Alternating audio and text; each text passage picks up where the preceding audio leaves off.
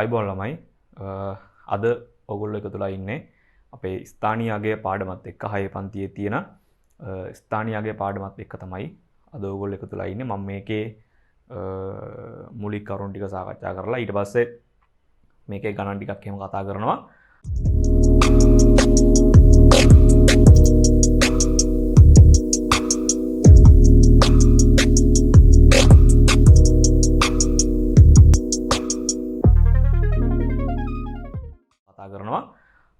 ස්ථානීය අගය කියන්නේ යන කලින් අපිට බලන්න වෙනවා මොනවද මේ පාඩමේ ඉගෙන ගන්න තියෙන්නේ කියලා. ඇත්තටම ඔයාලට කතා කරන්න තියෙන්නේ මේ පාඩමේ ඉලක්කම් ගැන. ඒ කියන්නේ ඉලක්කම් සංඛ්‍යා හසුරුවන විදිය ගැන තමයි මේ පාඩමේ කතා කරන්න තියෙන්නේ. එතකොට දැන් ඔයගොල්ලෝ ඉලක්කම් කියලා කිව්වම දන්නව මොනවද? සංඛ්‍යා කියලා කිව්වම දන්නව. ඇත්තටම දන්නවද මට කියන්න අපි කොච්චරක් ඉලක්කම් භාවිතා කරනවද? අපි භාවිතා කරන්නේ මොන ඉලක්කම්ද? ඇත්තටම අපි මේ වෙද්දි භාවිතා කරනවා ඔයගොල්ලෝ අහලා තියෙනවා ඉලක්කම් වර්ග සංඛ්‍යා වර්ග කීපයක් තියෙනවා. රෝම ඉලක්කම් කියලා තියෙනවා. ඊළඟට හින්දු අරාබි ඉලක්කම් කියලා තියෙනවා. තව ওই විදිහට එක જાති තියෙනවානේ අහලා තියෙනවානේ. එතකොට අපි සාමාන්‍ය ජීවිතේදී භාවිතා කරන්නේ මොනවද? හින්දු අරාබි ක්‍රමය කියන ඉලක්කම් තමයි භාවිතා කරන්නේ. එතකොට ඒකෙදී අපි අහලා තියෙනව නේද වචන දෙකක්. සංඛ්‍යා කියලා කියනවා ආයේ ඉලක්කම් කියලා කියනවා. මොනවද ඔය සංඛ්‍යා කියලා කියන්නේ? මොනවද ඔය ඉලක්කම් කියන්නේ කියලා අපිට බලන්න වෙනවා මුලින්ම. එතකොට මට කියන්න ඉලක්කම් කියලා කියන්නේ මොනවද? ඔයගොල්ලෝ දන්න ඉලක්කම් මොනවද තියෙන්නේ? 0 1 2 3 4 5 6 7 8 9 10 ගන්න පුළුවන්ද? 10 ගන්න නෑ. 10 ගන්නේ සංඛ්‍යාවක් විදියට. ඒ සංඛ්‍යාව හැදෙන්නේ කොහොමද? ඔය බිඳුවේ ඉඳන් 9 වෙනකන් තියෙන ඉලක්කම් වල එකතුවකින් තමයි අපිට ඔය සංඛ්‍යාව ඕනම සංඛ්‍යාවක් හදාගන්න පුළුවන් වෙන්නේ 10ත් ඇතුළුව. එතකොට මොනවද අපේ තියෙන ඉලක්කම් ටික අපි ලිව්වොත් මේ තියෙනවා 1 මේක ඔයාලා දන්නවා. 2 ඊළඟට 3 බිඳුවේ නම් තියෙන්නේ 0 1 2 3 4 5 6 7 8 9. දැන් 10 කියන කෙනාව අපිට හදන්න පුළුවන් නේද? එකෙනුයි බිඳුවනේ ඔය විදියට 10 ලියන්න පුළුවන්. එතකොට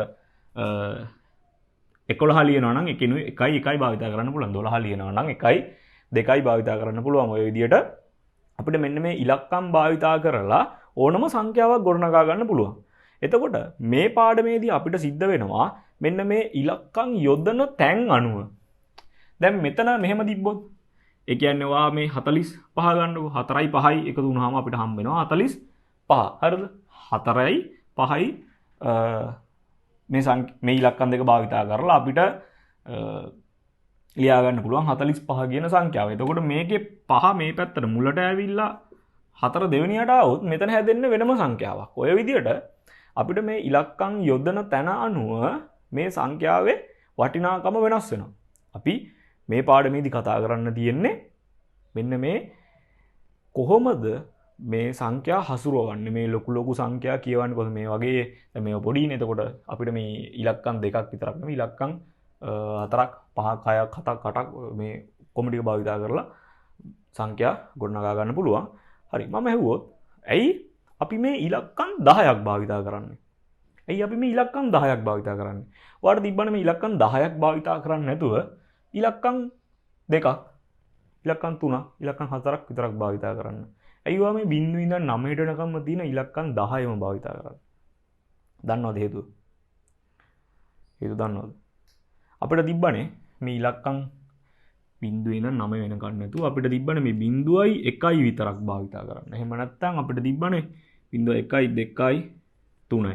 ඔය විදිහට මේ ඉලක්කම් 4ක් ඇති මේ බොරුවට ඉලක්කම් 10ක් ඕනේ මේ 4ක් විතරක් භාවිතා කරනවා කියලා. එහෙම නැත්නම් 4ක් ඕනෙත් නැහැ අපිට මේ 2ක් විතරක් භාවිතා කරනවා කියලා. මේ විදිහට ඇයි අපි ඉලක්කම් 2ක් භාවිතා කරන්නේ නැතුව සාමාන්‍ය ජීවිතේදී මේ ඉලක්කම් 10ක්ම භාවිතා කරන්නේ? මේව පාවිච්චි කරන ඒවා තියෙනවා. කම්පියුටර් පැත්තට ගියා නම් ඉගෙන ගන්න පුළුවන් නම් IT පැත්ත ඉගෙන ගත්තොත් ඔයාලට ඉස්සරහට භාවිතා කරනවා මෙන්න මේ ඉලක්කම් 2 විතරක් භාවිතා කරලා අපි වැඩ කරනවා. ඒක ඇවිල්ලා තාක්ෂණික ලෝකේ. මම අහන්නේ සාමාන්‍ය ලෝකෙදී ඇයි අපි ඉලක්කම් 9ක් ඉලක්කම් 10ක් තියෙන මෙන්න මේ බිඳුවේ ඉඳන් 9 වෙනකම් තියෙන ඉලක්කම් ටික භාවිතා කරන්න කියන එක දන්නවද? ඇත්තටම ගත්තොත් අපිට අතේ ඇඟිලි 10ක් තියෙන හින්දා තමයි අපි ඉලක්කම් 10ක් භාවිතා කරන්නේ. ඔයාලා කොහෙදි හරි බය වෙන්න එපා. කොහෙලාකත් සුළු කිරීම වලදී ඇඟිලි භාවිතා කරන්න. හරිද? ඇඟිලි භාවිතා කරන්න බය වෙන්න එපා සුළු කිරීම වලදී. මොකද හේතුව අපි මෙන්න මේ ඉලක්කම් 10ක් භාවිතා කරන්නේ අපේ අතේ ඇඟිලි 10ක් තියෙන හින්දා අපේ අතේ ඇඟිලි භාවිතා කරලා ඕනම සුළු කිරීමක් කරන්න පුළුවන්. ඒ නිසා බය වෙන්න එපා. කොතනකවත් ලැජ්ජ වෙන්න එපා. අතේ ඇඟිලි භාවිතා කරලා සුළු කිරීම වලට යද්දී. හරි. එතකොට අපි මේ පාඩමේ නෝට් එක ලියා ගමු. ලියා ගන්න මාතෘකාව ස්ථානීය අගය කියලා මාතෘකාව ලියාගෙන සංඛ්‍යා ලිවීමේදී බහුලව භාවිතා කරනු ලබන්නේ හින්දු අරාබි සංඛ්‍යා ක්‍රමයයි. සංඛ්‍යා ලිවීමේදී බහුලව භාවිතා කරනු ලබන්නේ හින්දු අරාබි සංඛ්‍යා ක්‍රමයයි. ඊළඟ තරුව ලියා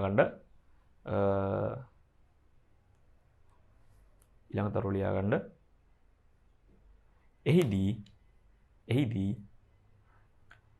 ඉලක්කම් 10ක් භාවිතා කරනු ලැබේ.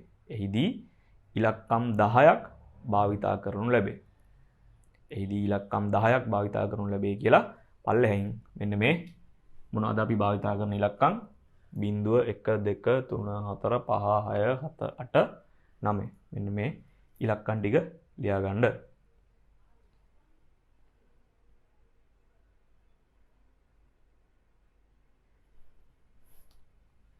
හරි. මේ ටික ලියාගෙන ඊට පස්සේ යටින් ලියා ගන්න ඉහත දක්වා ඇති ඉලක්කම් භාවිතයෙන් ලියා ඇති පහත දැක්වෙන සංඛ්‍යා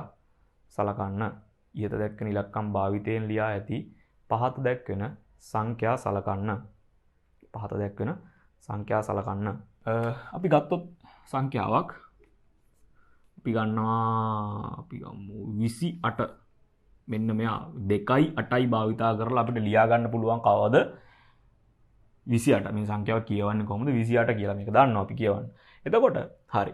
දැන් මෙන්න මේ 2 තියෙන තැනයි මේ 8 තියෙන තැනයි අනුව මේ දෙක මාරු කරලා ලියුවොත් එහෙම මේක වෙනස් කතාවක් එන්නේ. එතකොට මොකක්ද මේ කතාව මොකක්ද මේ? ඇයි මෙහෙම වෙන්නේ කියන එක අපි පොඩ්ඩක් බලන්නයි යන්නේ. එහෙම බලද්දී මුලින්ම ඉගෙන ගන්න ඕනේ මෙන්න මේ ඉලක්කම් දාන ස්ථාන තියෙනවා. එතකොට මෙන්න මෙතන මුලින්ම දාන ස්ථානයට අපි කියනවා එක ස්ථානය කියලා. මේ ස්ථානයට අපි කියනවා එක ස්ථානය කියලා. හරිද? එතකොට මේ 8 ඉන්නේ එක ස්ථානයේ ඇතුළේ. ඒ කියන්නේ එක ස්ථානයේ ඉන්නේ 8නේ. එතකොට එක ස්ථානයේ ඉන්න ඉලක්කම නේද 8. එහෙනම් අපි කියනවා එක ස්ථානයේ ඉලක්කම කවුද?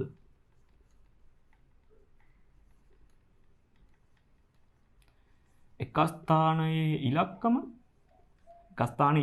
වෙන්නේ 8. හරි. එහෙනම් අපි බලමු මේ 2. දැන් මේ 8 ලියන තැන එක ස්ථානයේ නම් එහෙනම් 2 ලියන තැන මොකක්ද වෙන්නේ? ඒක දන්නවා ඔයගොල්ලෝ පොඩි කාලේ ඉගෙන ගත්තා. 2 ලියන්නේ මොකක්ද? 2 ලියන්නේ දස ස්ථානය.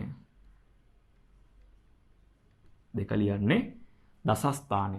හරි. එතකොට මේ 2 කියලා කියන්නේ දස ස්ථානයේ ලියන ඉලක්කමනේ. එතකොට අපිට යාව ලියන්න පුළුවන් කොහොමද?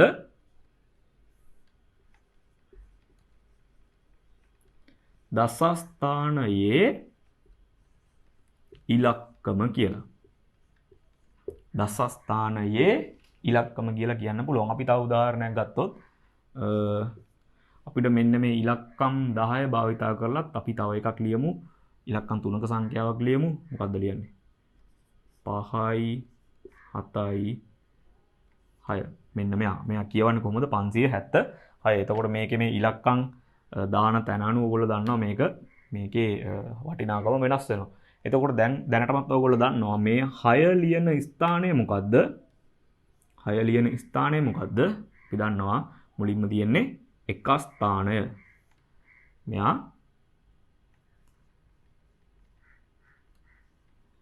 එක ස්ථානය වෙනවා. එතකොට මේ 6 කියලා කියන්නේ එක ස්ථානය ලියන එක්කෙනා එක ස්ථානයේ ඇතුළේ ඉන්න ඉලක්කමනේ. එතකොට අපිට කියන්න පුළුවන් 6 කියලා කියන්නේ එක ස්ථානයේ ඉලක්කම කියලා.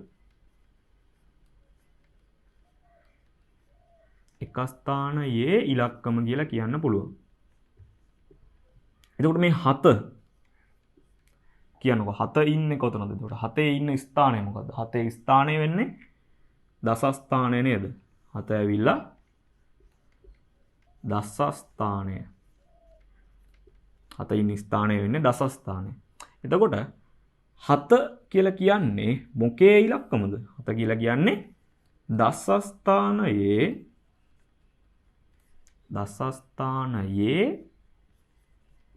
ඉලක්කම. දස ස්ථානයේ ඉලක්කම තමයි එතකොට 7 කියලා කියන්නේ. එවනම් අපි බැලුවොත් 5. දැන් ඔන්න අලුත් එක්කනේ. 5 ඉන්නේ කොහමද?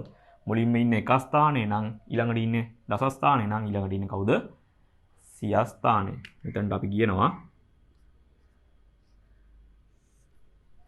සිය ස්ථානයේ කියලා. එතකොට මේ 5 කියලා කියන්නේ කාගේ ඉලක්කමද? මෙයා ඇවිල්ලා සිය ස්ථානයේ ඉලක්කම නේද? සිය ස්ථානයේ ඉලක්කම.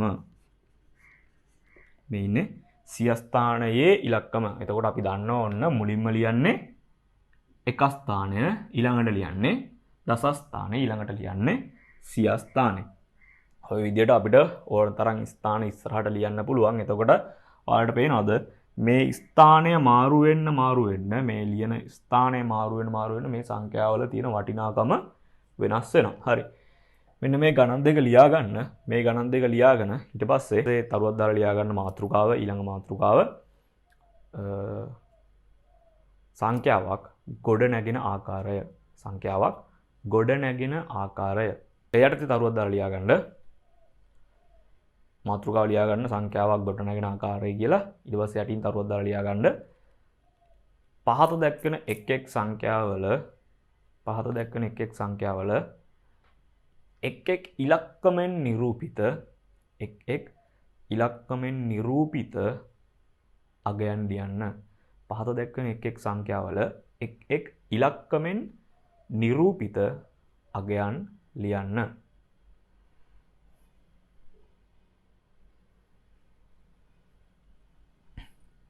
අපි සංඛ්‍යාවක් ගත්තොත්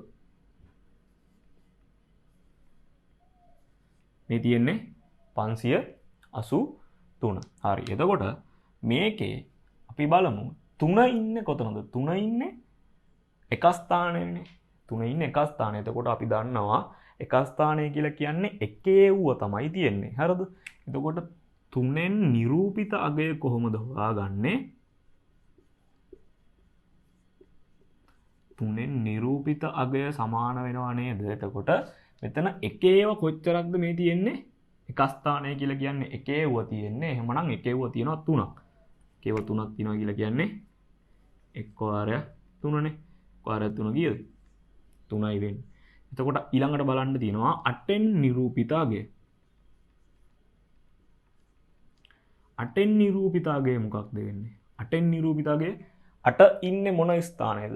8 ඉන්නේ දස ස්ථානයේ නේද? 8 ඉන්නේ දස ස්ථානයේ. ඒ කියන්නේ 10 ව තමයි උතන තියෙන්නේ. 10 ව කොච්චරක් තියෙනවද? 10 ව 8ක් තියෙනවා. 10 ව 8ක් කීයද? 80යි. 10 ව 8ක් 80යි. ඊළඟට බලන්න තියෙන්නේ 5ෙන් නිරූපිත අගය. 5ෙන් නිරූපිත අගය. 5 ඉන්නේ මොන ස්ථානයේද? සිය ස්ථානයේ. එතකොට එතන තියෙන්නේ 100 ඒවා තමයි තියෙන්නේ. 100 ඒවා කොච්චරක් තියෙනවද? 100 ඒවා 5යි. ඒ කියන්නේ 500යි. 100 තියෙනවා 5ක්. ඒ කියන්නේ එතන 5ෙන් නිරූපිත අගය වෙන්නේ 500යි. අපි තව එකක් අරන් බලුවොත්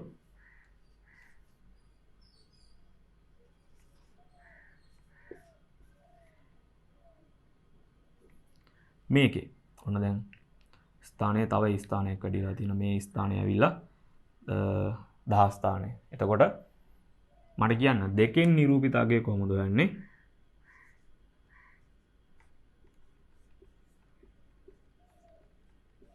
දෙකෙන් නිරූපිත අගය දෙක කියලා කියන්නේ එක ස්ථානයේ ඉන්නේ. එතකොට එකේව තමයි මෙතන තියෙන්නේ.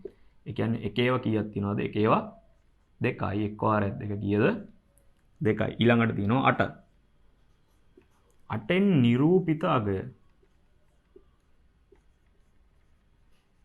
8ෙන් නිරූපිත අගය. 8 ඉන්නේ මොන ස්ථානයේද? දැන් කලින් එකෙත් 8 හිටියේ 10 ස්ථානයේ. එතකොට මෙතනත් ඉන්නේ ඇත්තරම 10 ස්ථානයේ තමයි. එතකොට 10 ඒවා තමයි තියෙන්නේ. 10 ඒවා කීයක්ද? 8ක් තියෙනවා. 10 ඒවා 8ක් කීයද? 80යි. එතකොට 7 ඉන්නේ. 7ෙන් නිරූපිත අගය. 7ෙන් නිරූපිත අගය වෙන්නේ කීයද? 7 ඉන්නේ 100 ස්ථානයේනේ. 100 ස්ථානයේ කියලා කියන්නේ 100 ඒවා තමයි තියෙන්නේ. 100 ඒවා කොච්චරද? 7. ඒ කියන්නේ 700ක් තමයි තියෙන්නේ. ඊළඟට ඉන්නවා 2. එහෙනම් 2ෙන් නිරූපිත මෙතන තියෙන 2. 2ෙන් නිරූපිත අගය අපි මෙතනට 2 නැතුව අපි දාගමු නිකන් 3 වගේ එකක්. එතකොට අපිට ලේසි 3782. එතකොට මෙතන 3ෙන් නිරූපිත අගය. 3 ඉන්නේ මොන ස්ථානයේද? 3 ඉන්නේ 10 ස්ථානයේ. එතකොට 10 ඒවා තමයි මෙතන තියෙන්නේ. 10 ඒවා කීයක් තියෙනවද? 10 ඒවා 3යි. 10 ඒවා 3ක් කියලා කියන්නේ 3000යි. ඔන්න එතකොට 3000යි 700යි 80යි 2යි කීයද?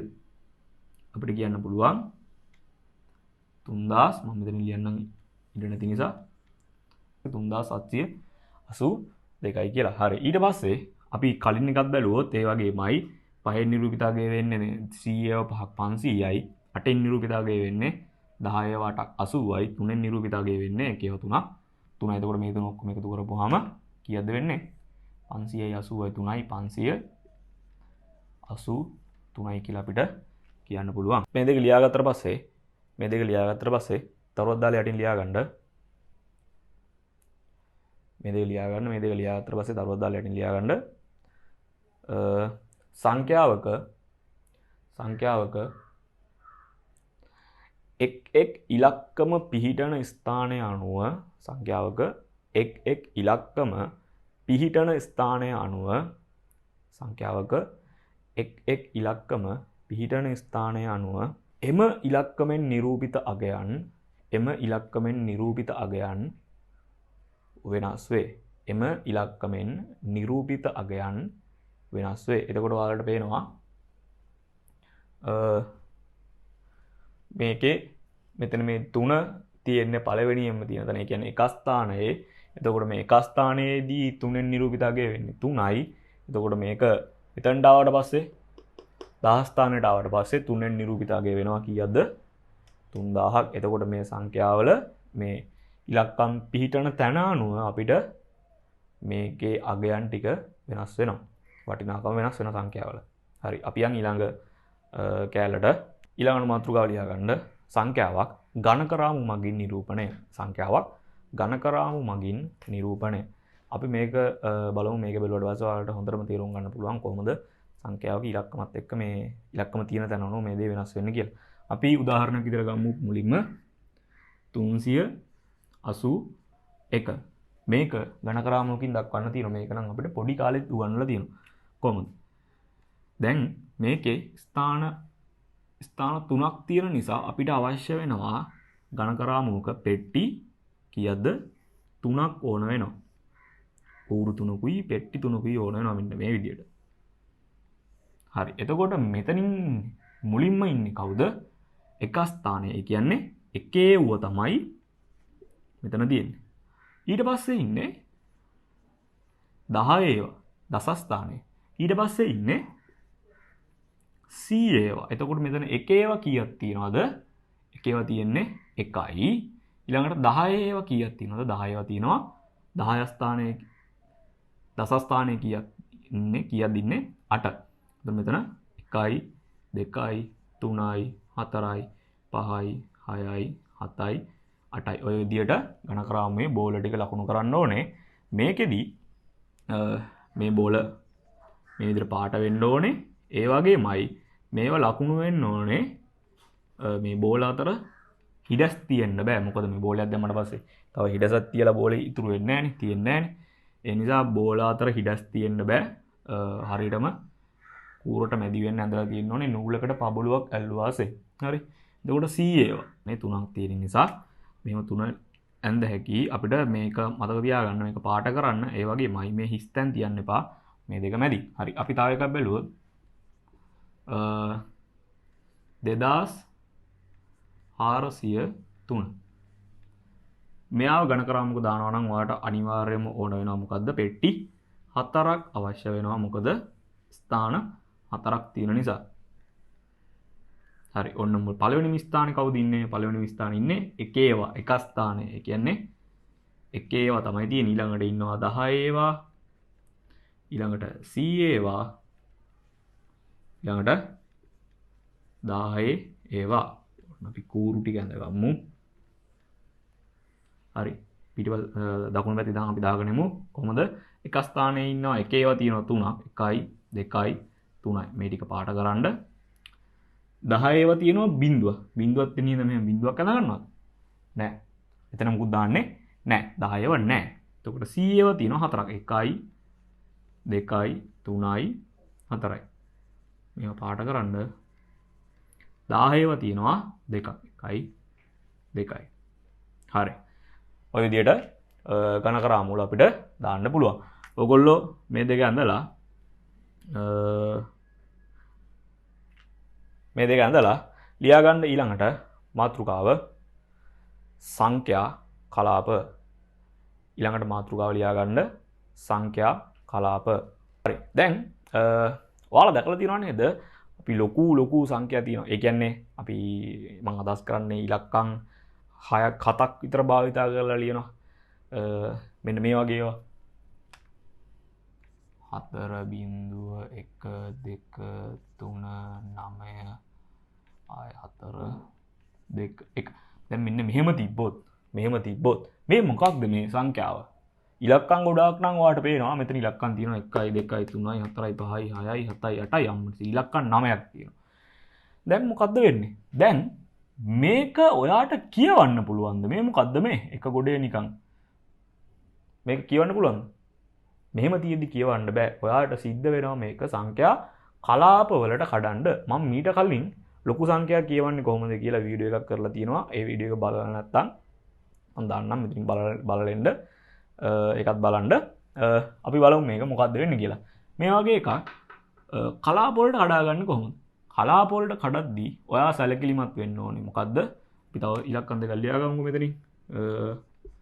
7යි 3යි වගේ කොහොම තව ඉලක්කම් දෙකක් තියෙනවා. ඔන්න ඉලක්කම් 11ක් තියෙනවා. දැන් මොකද්ද වෙන්නේ බලමු. සංඛ්‍යා කලාප වලට කඩද්දී ඔයාට සිද්ධ වෙනවා දකුණු පැත්තේ ඉඳන් ඉලක්කම් 3 කඩන්න. ඉලක්කම් 3 වෙන් කරන්න වෙනවා. 1යි 2යි 3යි. ඔන්න මෙයාලව වෙන් කරා. 1යි 2යි 3යි. ඔන්න මෙයාලව වෙන් කරා. ඊළඟට 1යි 2යි 3යි. ඔන්න මෙයාලව වෙන් කරා. ඊට පස්සේ ඔයාලට මෙයාව දිගෑරලා ලියන්න පුළුවන්. දිගෑරලා කියන්නේ මේ වෙන් කරපු තැන් අතර හිස් තැන් තියලා ලියන්න ඕනේ. කොහොමද? 40යි හිස් තැනක් තිබ්බා. 123යි හිස් තැනක් තිබ්බා. ඉඩ තියලා 942යි හිස් තැනක් තිබ්බා. 173යි. මෙන්න මේ විදියට අපිට මේ සංඛ්‍යාව සංඛ්‍යා කලාප වලට කඩලා ලියන්න පුළුවන්. මේ විදිහට සංඛ්‍යා කලාප වලට කඩලා ලියන්න පුළුවන් වෙනවා.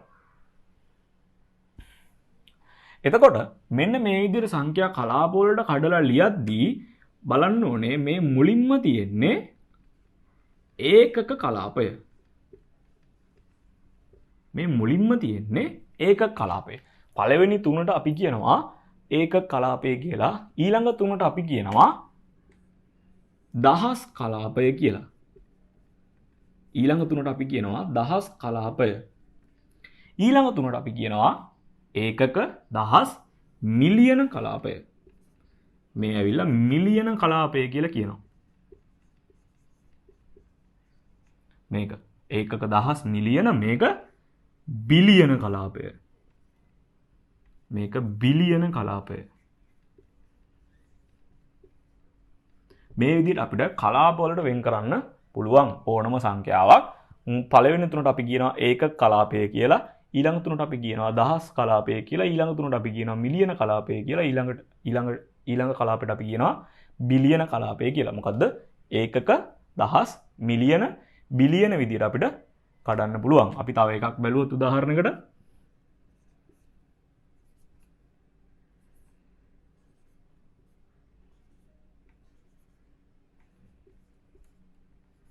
මෙහෙම තියෙනවා. මෙයා ඔන්න අපි කලාප වලට කඩන්නේ කොහොමද? පළවෙනි ඉලක්කම් 3 මුලින්ම කඩනවා. මෙහෙම. ඊළඟ ඉලක්කම් 3 එහෙම කඩනවා. ඊළඟ ඉලක්කම් 3 එහෙම කඩනවා. එතකොට මෙයාව ඈඩ් කරලා ලියුව හැකි 4යි 0.9යි 1යි 392යි 0.0යි 4. එතකොට මෙතන තියෙන්නේ ඒකක කලාපය, මෙතන තියෙන්නේ දහස් කලාපය, මෙතන තියෙන්නේ මිලියන කලාපය, මෙතන තියෙන්නේ බිලියන කලාපය කියලා අපිට වෙන් කරන්න පුළුවන් මේ විදිහට කලාප. හරි, මේ ටික ලියා ගන්න බලන්න.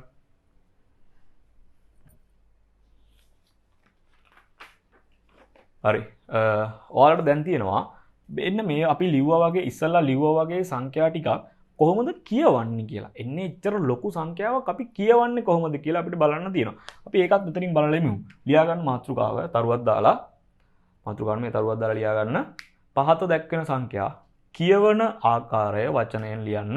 පහත දැක්වෙන සංඛ්‍යා කියවන ආකාරය වචනයෙන් ලියන්න. 2යි 5යි 3යි 4යි 8යි 0.2යි 1යි 1. හරි. මෙයාව මුලින්ම මොකද්ද කරන්නේ? අපි දන්නවා කලාප වලට කඩා ගන්නවා ඉලක්කම් 3 3. ඔන්න එක කලාපයක් ඇදුවා. ඔන්න තව කලාපයක් ඇදුවා. ඔන්න තව කලාපයක් ඇදුවා. මෙයාව ඈඩ් කරලා ලියුව හැකි කොහොමද? 2යි 5යි 3යි 4යි 8යි 0.2යි 1යි 5යි 1යි විදිහට ඔන්න ඔය විදිහට අපිට ලියුව හැකි. එතකොට මෙතන තියෙන්නේ අපි දන්නවා ඒකක කලාපය. මේක දහස් කලාපය, මේක මිලියන කලාපය, මේක බිලියන කලාපය, මේක බිලියන කලාපය කියලා කියන්න පුළුවන්. හරි. ඔන්න එතකොට දැන් මෙයාව කියවන්නේ කොහොමද කියලා අපි බලමු. මොකක්ද වෙන්නේ? මේ පැත්තේ ඉඳන් අපි ඔන්න කැඩුවා සංඛ්‍යා කලාප වලට වෙන් කරා. මේක ඒකක කලාපය, දහස් කලාපය, මිලියන කලාපය, බිලියන කලාපය කියලා. හරි. දැන් මට කියන්න බිලියන කලාපේ කීයක් තියෙනවද?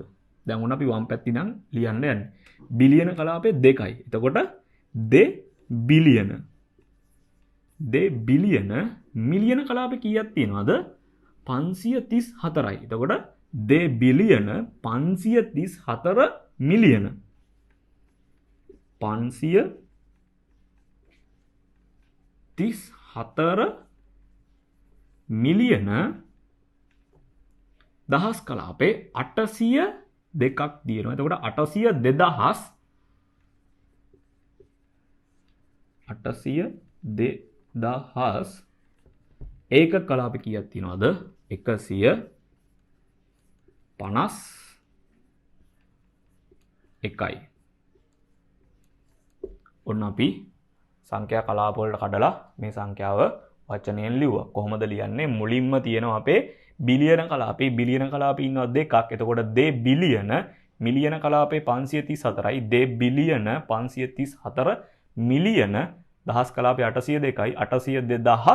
802,151 කියලා අපිට ඔය විදිහට මේ සංඛ්‍යාව වචනයෙන් ලියන්න පුළුවන්. හරි. අපි මෙන්න මේක බැලුවොත් එහෙනම් ආයෙ පාරක්.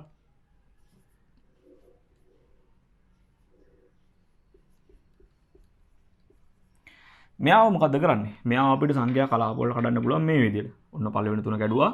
ඔන්න පළවෙනි 3 ගැඩුවා. ඊළඟට මේ 3. එතකොට ඔයාලා දන්නවා මේ තියෙන්නේ ඒකක කලාපය. මේ තියෙන්නේ දහස් කලාපය. මේ තියෙන්නේ මිලියන කලාපය. හරි. දැන් එතකොට තවද ඉස්සරහින් තිබ්බනම් ඒක බිලියන කලාපය වෙනවා. දැන් මේකේ නම් බිලියන කලාපයට වෙනකන් නැහැ. ඒ නිසා අපිට ගැටලුවක් නැහැ. එතකොට මාත් එක්කම කියවන්න කොහොමද මේ සංඛ්‍යාව කියවන්නේ? ඔයාලා ලියා ගන්න. මුලින් දැන් කියවනවා මිලියන කලාපي කොච්චරක් තියෙනවද? 931.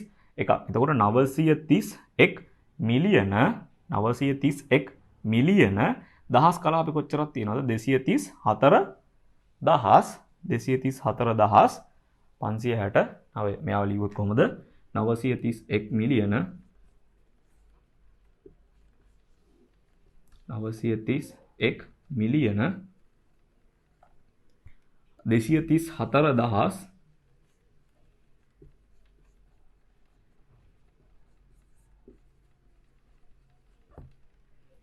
569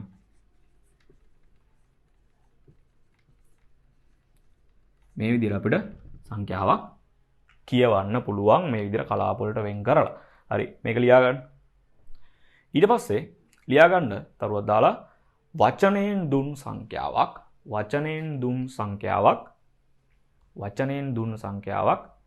ඉලක්කමෙන් ලියන්න. වචනයෙන් දුන්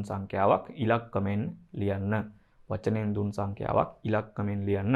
දැන් අපි බලමු අපිට වචනයෙන් දෙනවා සංඛ්‍යාවක්. මොකද්ද දෙන්නේ?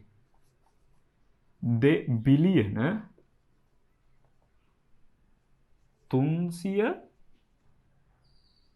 පාට මොකද කියන්නේ 2 බිලියන 304,208 කියලා සංඛ්‍යාවක් දෙනවා. මේ සංඛ්‍යාව ඉලක්කමෙන් ලියන්නයි කියලා කියනවා. මෙහෙම ආපු ගමන්ම ඔයා මොකද්ද කරන්න ඕනේ? ඔයා බලන්න ඕනේ මේකේ තියෙන ලොකුම කලාපේ මොකද්ද කියලා. මේකේ තියෙන ලොකුම කලාපේ ඇවිල්ලා 2 බිලියන කලාපේ. එතකොට එහෙනම් 2 බිලියන කලාපයට වෙනකන් ඔයා කලාප වෙන් කරගන්නවා මේ විදිහට ඉරි ගහලා. ඔන්න මෙතන බිලියන කලාපය, බිලියන කලාප වලට පස්සේ මිලියන කලාපය, ඊට පස්සේ දහස් කලාපය, ඊට පස්සේ ඒකක කලාපය, ඒකක දහස් මිලියන බිලියන, ඒකක දහස් මිලියන බිලියන විදිහට අපි වෙන් කරගන්නවා. දැන් මෙතන මිලියන නම් තිබ්බේ. වැඩිම කලාපේ මිලියන වුණා නම් අපි ඒකක දහස් මිලියන වෙනකන් විතරයි වෙන් කරගන්නේ. මෙතන බිලියන තියෙන නිසා බිලියනත් වෙන් කරගන්නවා. මේක ඒකක දහස් මිලියන බිලියන. ඔන්න දැන් අපි මෙයාව ඉලක්කමෙන් ලියන්නයි යන්නේ. මොකක්ද වෙන්නේ? බිලියන කලාපේ කොච්චරක් තියෙනවද? 2යි. 2 බිලියන. මිලියන කලාපේ කොච්චරක් තියෙනවද? මිලියන කලාපේ මෙතන නැහැ. එහෙනම් දාන්නේ නැහැ. බිංදු 3ක් දාගන්නවා. දහස් කලාපේ කීයක් තියෙනවද? 304ක්. 304ක්. ඒකක කලාපේ කීයක් තියෙනවද? 208යි. ඒකක කලාපේ 208යි. මේ විදිහට අපි මුලින්ම කලාප වලට වෙන් කරගත්තා. ඊට පස්සේ මේ කලාපයට අදාළ සංඛ්‍යාව දාගෙන ගියා. තව එකක් ගත්තොත්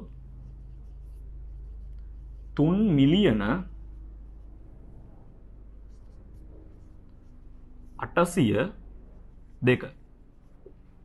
මේකේ මොකද්ද වෙන්නේ? මේකේ වැඩිම කලාපේ මොකද්ද? මේකේ ලොකුම කලාපේ වෙන්නේ මිලියන කලාපේ. එහෙනම් ඔයා වෙන් කරගන්නවා ඒකක දහස් මිලියන වෙනකම්. මේක ඇවිල්ලා ඒකක දහස් මිලියන. ඔයගොල්ලෝ ලැජ්ජ වෙන්න එපා කොයිලාවකවත් මේ විදිහට ඉරි ගහලා වෙන් කරගන්න කලාප ටික. අනිවාර්යයෙන්ම මේ විදිහට ආපු ගාම කලාප වෙන් කරගන්න ඉරි ගහලා. මොකද්ද වෙන්නේ? මිලියන කලාපේ කොච්චරක් තියෙනවද? මිලියන කලාපේ 3යි. 3 මිලියන දහස් කලාපේ මේකේ කීයක් තියෙනවද? මේකේ දහස් කලාපේ නෑ කීයක්වත්. ඒ නිසා මොකද කරන්න අපි? බිංදුවයි කියලා දාගන්නවා. නැත්තම් බිංදු 3ක් දාගන්නවා. මෙතන තිබ්බනම් දහස් කලාපේ එකක් 1802 වගේ එකක් තිබ්බනම් මෙතන දාගන්නවා එකක්. ඒක දාද්දි මතක තියාගන්න බිංදුවයි එකයි කියලා තමයි දාන්න ඕනේ. එක ඉස්සරහට නෙමෙයි දාන්නේ. ඒක කලාපේ කීයක් තියෙනවද? 802ක්. ඒක කලාපේ තියෙනවා 802ක්. එතකොට අපිට උත්තරේ දාන්න පුළුවන් 3 මිලියන 802යි කියලා. දහස් කලාපේ කීයක්වත් නැහැ. හරි මේක ලියා ගන්න. මං හිතනවා ඔයගොල්ලන්ට මේ පාඩම හොඳටම තේරුණායි කියලා. මේකේ මේ පාඩම හොඳටම තේරුණා නම් මේ වීඩියෝ එකට අලුත් නම් අපේ channel එකට අලුත් නම් මාව subscribe කරලා තියාගන්න, bell එකත් ඔබලා තියාගන්න. එතකොට ඔයගොල්ලන්ට අපි දාන videos ඕන වෙලාවක notification එකක් විදිහට එනවා. ඒ වගේම අපේ පන්ති වලට සම්බන්ධ වෙන්න ඕන නම් මාව සම්බන්ධ කරගන්න shaanacademy.net වෙබ්සයිට් එක කරා. එහෙම නැත්නම් Facebook එකේ search එකක් දාන්න Shaan Fonseca කියලා. එහෙම නැත්නම් Shaan Academy කියලා search එකක් දාන්න. ඒ අදාළ pages වලට ගිහිල්ලා ඔයාලට මාව සම්බන්ධ කරගන්න පුළුවන්. මේ පිළිබඳ මේ වීඩියෝ එක පිළිබඳ ප්‍රශ්නයක් තියෙනවා නම්, පාඩම් පිළිබඳ ගැටලුවක් තියෙනවා නම් ඒ හරහා යොමු කරන්න පුළුවන්. මේ වීඩියෝ එක තේරුණා නම් යාළුවන්ටත් බලන්න, share කරන්න. එහෙනම් අපි ඊළඟ දවසේ ඊළඟ පාඩමෙන් හම්බෙමු.